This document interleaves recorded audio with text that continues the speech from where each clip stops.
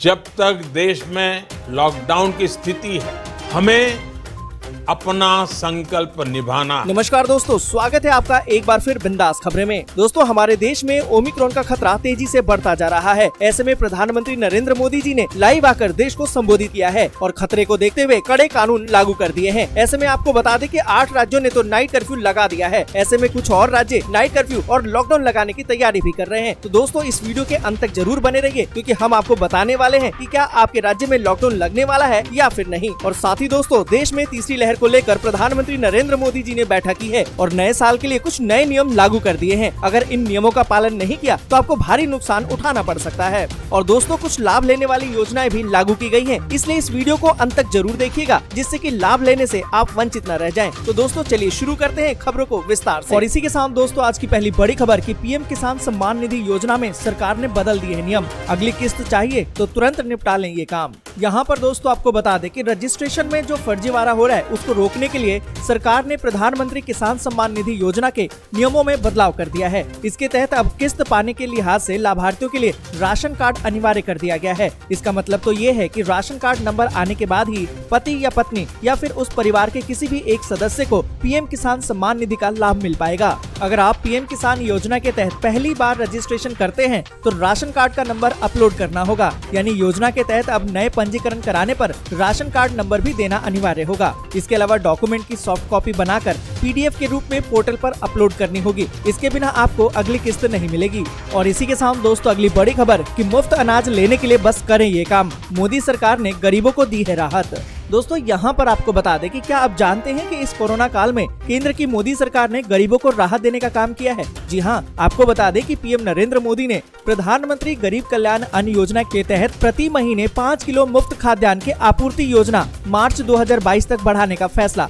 पिछले साल ही किया है। आपको बता दें कि केंद्र सरकार के इस निर्णय के बाद ही दिल्ली के मुख्यमंत्री अरविंद केजरीवाल ने भी राजधानी के लोगों को राहत दिया और कोरोना काल में मिल रहे मुफ्त राशन को और 6 महीने के लिए बढ़ा दिया और अब राशन 31 मई तक गरीबों को देने का काम किया जाएगा। तो दोस्तों, अगर आपके पास राशन कार्ड नहीं है तो राशन कार्ड आप जल्दी से बनवा लीजिए। और इसी के साथ दोस्तों अगली बड़ी खबर कि महंगाई से मिलेगी राहत। 587 रुपए में मिलेगा एलपीजी सिलेंडर। आपको बता दें कि महंगाई से त्रस्त हर आदमी 2 पैसे की बचत करना चाहता है। रसोई गैस के बगैर किसी का काम नहीं चलता, क्योंकि खाना इसी पर पकता है। सरकार ने भले गरीब परिवारों को मुफ्त में एलपीजी के सिलेंडर दिए हो, लेकिन उनको रिफिल करवाने के लिए लोगों को पैसे का भुगतान तो करना ही पड़ता है। ऐसे में आपको बता दें कि पेट्रोलियम कंपनियों ने रसोई गैस की कीमतें काफी बढ़ा दी है। सस्ता होने के बाद भी सिलेंडर 960 रुपए में मिल रहा है। और अब तो कोरोना महामारी आई है और सरकार ने सब्सिडी के पैसे देना भी बंद कर दिया है। इसने तो मुश्किलें और बढ़ा दी है। सब्सिडी देनी शुरू भी की गई तो इतनी मामूली रकम बैंक अकाउंट में आई मानो ऊंट के मुंह में जीरा। पर यहाँ पर दोस्तों आपको बता दें कि वित्त मंत्रालय के पास एक प्रस्ताव भेजा गया है। अगर प्रस्ताव को स्वीकृति दे दी जाती है तो पेट्रोलियम कंपनियों के डीलरों को सरकार 303 रुपए की सब्सिडी देगी और उतनी छूट आपको एलपीजी सिलेंडर की कीमत पर मिल जाएगी। यानी आपको जो गैस सिलेंडर मिलेगा उसके लिए आपको 900 रुपए नहीं बल्कि सिर्फ 587 रुपए चुकाने होंगे। तो दोस्तों, आप में से कितने लोग हैं जो चाहते हैं कि इस तरीके का प्रस्ताव सरकार पास करे? अपनी राय को कमेंट में हाँ लिख के जरूर बताएं। और इसी के साथ दोस्तों अगली बड़ी खबर कि देश में कोरोना विस्फोट। बीते 24 घंटे में 3 लाख के पार हुआ संक्रमितों का आंकड़ा। 8 महीने बाद टूटा है रिकॉर्ड। दोस्तों, यहाँ पर आपको बता दें कि देश में कोरोना के मामलों में बढ़ोतरी जारी है। कोरोना के रोजाना आने वाले मामले अब 3 लाख को पार कर गए हैं। स्वास्थ्य मंत्रालय के मुताबिक देश में कोरोना के 3 लाख से ज्यादा नए मामले सामने आए। कोरोना की तीसरी लहर में ऐसा पहली बार हुआ है जब कोरोना के नए मामले 3 लाख से ज्यादा आए हैं। आपको बता दें कि स्वास्थ्य मंत्रालय ने बताया बीते 24 घंटे में कोरोना संक्रमण के 3,17,532 नए मामले सामने आए और इस दौरान 491 लोगों की मौत हो गई, जबकि 2,23,990 मरीज ठीक भी हुए हैं।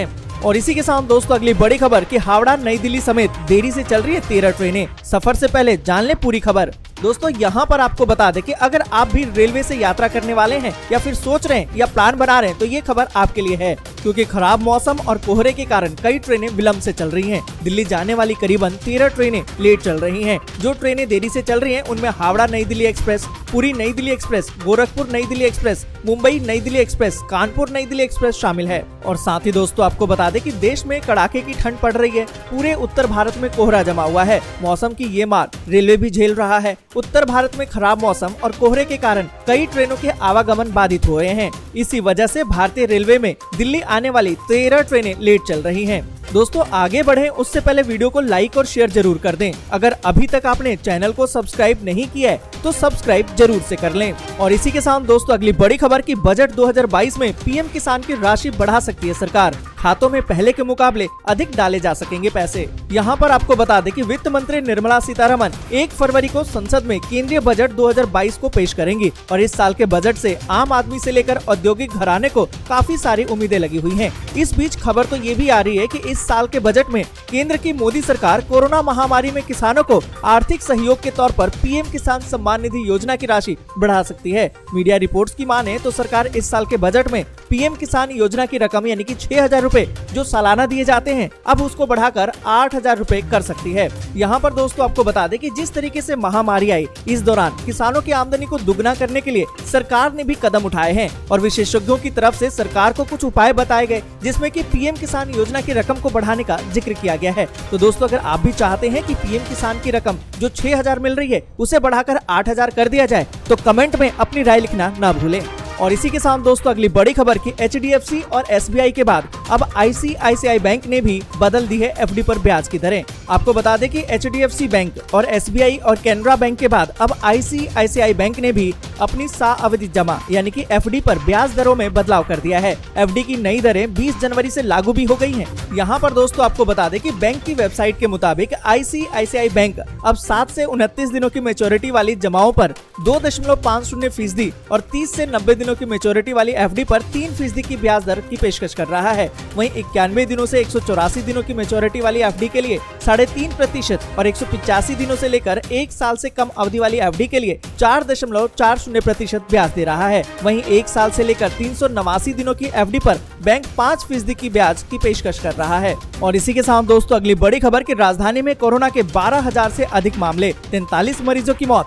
आपको बता दें कि राष्ट्रीय राजधानी दिल्ली में कोरोना संक्रमण के मामलों में फिर से बढ़ोतरी देखने को मिली है। बीते 24 घंटे में दिल्ली में कोरोना के 12,306 नए मामले सामने आए और इसी के साथ 43 मरीजों की मौत भी हो गई है। सक्रिय मामले की बात करें तो 68,730 हैं, जबकि पॉजिटिविटी रेट 21.48% है। और इसी के साथ दोस्तों अगली बड़ी खबर की बिहार में कोरोना संक्रमण को देख नई गाइडलाइन जारी, नीतीश ने किया ट्वीट, जाने क्या कहा। आपको बता दें कि बिहार में बढ़ती कोरोना संक्रमण की चेन का दायरा थोड़ा कम हुआ है। बीते 3 दिनों में कोरोना के मामलों में कमी देखी जा रही है। गुरुवार को जारी रिपोर्ट में 3,474 नए कोरोना के संक्रमित मिले थे और इस तरह से राज्य में एक्टिव मामलों की संख्या 26,673 हो गई है। इस बीच बिहार के जिलों में फिर से फीडबैक के आधार पर गुरुवार को प्रतिबंधों की समीक्षा की गई और राज्य में कोरोना संक्रमण की स्थिति को देखते हुए वर्तमान में लागू सभी बंदिशों को 6 फरवरी तक विस्तार कर दिया गया। इस संबंध में मुख्यमंत्री नीतीश कुमार ने ट्वीट करके इसकी जानकारी दी है, यानी कि 4 जनवरी से लागू प्रतिबंध अब 6 फरवरी तक लागू रहेंगे।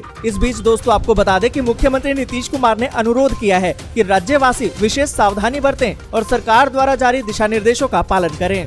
और इसी के साथ दोस्तों अगली बड़ी खबर कि महाराष्ट्र में 24 जनवरी से खुल जाएंगे स्कूल, जाने आपके राज्य में क्या है ताजा अपडेट। यहाँ पर दोस्तों आपको बता दें कि देश भर में कोरोना के बढ़ते मामलों के बीच आम जनजीवन परेशान है। कोरोना के चलते बच्चों की ऑफलाइन क्लासेस शुरू नहीं हो पा रही हैं। जैसे ही देश के अलग अलग राज्यों में स्कूल खोले गए, वैसे ही कोरोना की तीसरी लहर ने आकर सब कुछ रोक दिया। दिल्ली, यूपी, मध्य प्रदेश, पंजाब सहित तमाम राज्यों में कोरोना मामले तेजी से बढ़ते जा रहे हैं, जिसको लेकर सरकार ने अभी फिलहाल स्कूल खोलने का फैसला नहीं किया है। वहीं महाराष्ट्र में कोरोना के बढ़ते मामलों के बीच बड़ी खबर सामने आ रही है कि 24 जनवरी से स्कूल खोल दिए जाएंगे। महाराष्ट्र के शिक्षा मंत्री वर्षा गायकवाड़ ने बताया कि सोमवार 24 जनवरी 2022 से कक्षा 1 से लेकर 12वीं तक के स्कूल खोल दिए जाएंगे। वहीं आपको बता दें कि हिमाचल प्रदेश में शिक्षा विभाग छुट्टियां बढ़ाने का प्रस्ताव बनाने में जुट गया है। माना तो ये जा रहा है कि 26 जनवरी के बाद 2 सप्ताह और शिक्षण संस्थान बंद रखने की तैयारी है। यूपी की बात करें तो यूपी में कोरोना के मामलों को देखते हुए सभी स्कूलों, कॉलेजों और शिक्षण संस्थाओं को 23 जनवरी तक बंद करने के आदेश दिए गए हैं। उत्तराखंड में भी 22 जनवरी तक स्कूल कॉलेज बंद है। 1-2 दिन में आगे का फैसला भी हो जाएगा। वहीं हरियाणा की बात करें तो शिक्षण संस्थान 26 जनवरी तक विद्यार्थियों के लिए बंद है। राजस्थान में भी 12वीं तक के स्कूल 30 जनवरी तक बंद है और आगे का फैसला कोरोना केस पर निर्भर करेगा। वहीं दिल्ली की बात करें तो दिल्ली में येलो अलर्ट लागू किया गया है, जिसके तहत स्कूल बंद चल रहे हैं। फिलहाल 10वीं और 12वीं के लिए कोई नया आदेश नहीं है। बिहार में भी 21 जनवरी तक बिहार के सारे स्कूल कॉलेज बंद है। और इसी के साथ दोस्तों अगली बड़ी खबर की दिल्ली में सस्ता हुआ कोरोना का टेस्ट, RT-PCR के देने होंगे अब सिर्फ 300 रुपए। दोस्तों यहाँ पर आपको बता दें कि राष्ट्रीय राजधानी दिल्ली में कोरोना संक्रमण के बढ़ते मामलों के बीच आम जनता को बड़ी राहत मिली है। दिल्ली सरकार ने शुक्रवार को ऐलान किया है कि कोरोना के टेस्ट के दाम घटा दिए गए हैं। अब दिल्ली के सभी अस्पतालों और पैथोलॉजी लैब में RT-PCR टेस्ट पहले की तुलना में कम कीमत पर किया जाएगा। आपको बता दें कि दिल्ली सरकार की तरफ से जारी बयान में कहा गया कि अब दिल्ली में RT-PCR टेस्ट करवाने के लिए सिर्फ 300 रुपए देने होंगे। इससे पहले राजधानी के लोगों को 500 रुपए चुकाने पड़ते थे। और इसी के साथ दोस्तों अगली बड़ी खबर कि पाकिस्तान के लाहौर में ब्लास्ट, 3 की मौत, कई घायल। दोस्तों यहाँ पर आपको बता दें कि पाकिस्तान के लाहौर में गुरुवार को ब्लास्ट हुआ। अनारकली बाजार में ब्लास्ट में 3 की मौत हो गई, जबकि कई अन्य घायल बताए जा रहे हैं। पाकिस्तानी वेबसाइट द डॉन के मुताबिक ब्लास्ट में 3 की मौत हुई है, जबकि 20 लोग घायल हुए हैं। और इसी के साथ दोस्तों अगली बड़ी खबर कि 5G नेटवर्क के कारण भारत से अमेरिका जाने वाली कई उड़ानें रद्द। नेविगेशन सिस्टम में परेशानी की आशंका के चलते लिया गया फैसला। आपको बता दें कि भारत से अमेरिका जाने वाली 8 उड़ानों को रद्द कर दिया गया है। इसकी वजह 5G नेटवर्क को बताया जा रहा है। दरअसल उत्तरी अमेरिका में 5G इंटरनेट की शुरुआत हो चुकी है। इस कारण से भारत से अमेरिका जाने वाली कई उड़ानों को रद्द कर दिया गया है। बताया तो ये जा रहा है कि 5G नेटवर्क के कारण विमान के नेविगेशन सिस्टम में परेशानी आ सकती है और इसको देखते हुए एयर इंडिया के भारत अमेरिका मार्गों पर उड़ानें रद्द कर दी गई हैं। बुधवार को 8 उड़ानें रद्द की गयी, वहीं गुरुवार को भी 6 उड़ानें रद्द की गयी थी। दोस्तों आज के लिए बस यहीं तक। वीडियो आपको अच्छी लगी हो तो लाइक और शेयर जरूर कर दें। अगर अभी तक आपने चैनल को सब्सक्राइब नहीं किया है तो सब्सक्राइब जरूर से कर लें।